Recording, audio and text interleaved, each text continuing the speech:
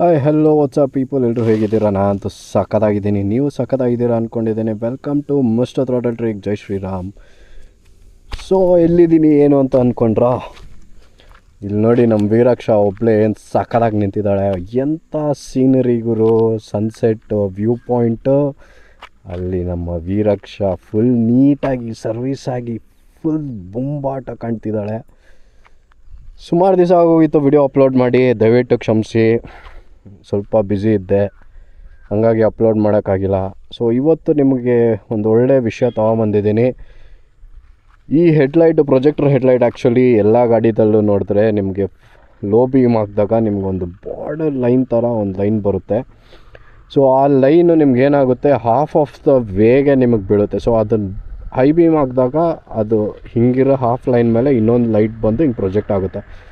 So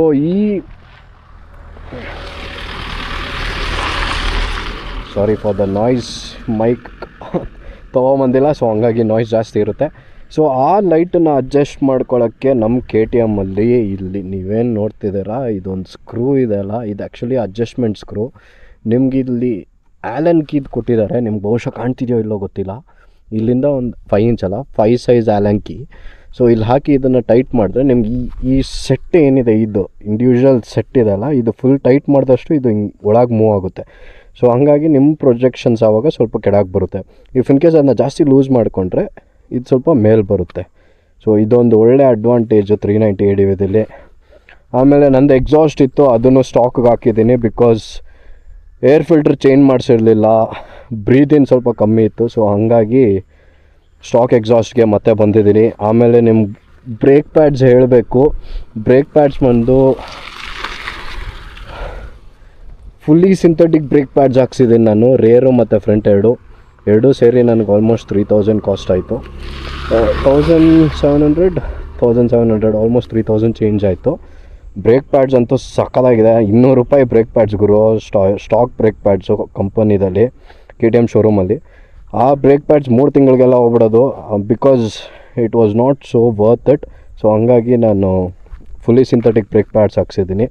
ಅದು ಅಲ್ದಿರ GPS mount ಬೇರೆ ಹಾಕ್ಸಿದ್ದೀನಿ. GPS ಮೌಂಟಲ್ಲಿ ಇದು ಲೆಜೆಂಡ್ರಿ ಕಿಡ್ದು ಹಾಕ್ಸಿರೋದು. So it is okay, not bad. ಇದು ಗ್ರ್ಯಾಂಡ್ ಪಿಟ್ ಸ್ಟಾಪ್ದು ಆಲ್ರೆಡಿ ನಿಮಗೆ ಲಾಸ್ಟ್ ವಿಡಿಯೋದಲ್ಲಿ ಮೊಬೈಲ್ ಹೋಲ್ಡ್ರ್ ಹಾಕಿದ್ದೆ, ಅದು ಇಲ್ಲಿತ್ತು, ಅದನ್ನು ಇಲ್ಲಿಗೆ ಶಿಫ್ಟ್ ಮಾಡ್ಕೊಂಡಿದ್ದೀನಿ. ಅದು ಬಿಟ್ಟರೆ HJG ಫಾಗ್ ಲೈಟ್ಸ್ ಇದೆ ಮತ್ತು ನಕ್ಕಲ್ ಗಾರ್ಡ್ಸ್. ಇದು ಆ್ಯಕ್ಚುಲಿ ಬರ್ಕ್ ಬಾಸ್ಟರ್ದು ಕಾಪಿ ಇದು.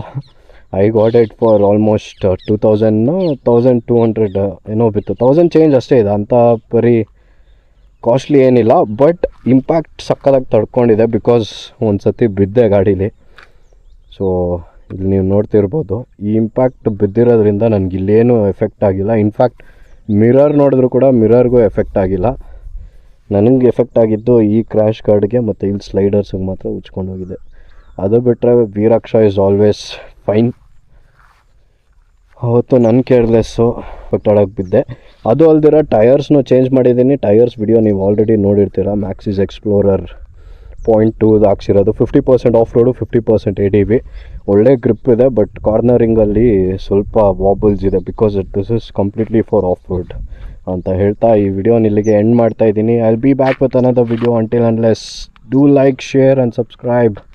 Thank you for watching.